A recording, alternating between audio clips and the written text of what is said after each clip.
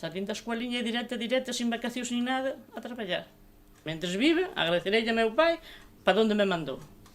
Hai moitas cousas que aprender no aparello. Para ser redera, hai moitas cousas que aprender. Non é coser este aparello solo. Hai que saber para non quedarte sin traballo, hai que saber facer nases, hai que saber facer trasmallos, miños, volantes, volantillas, de todo.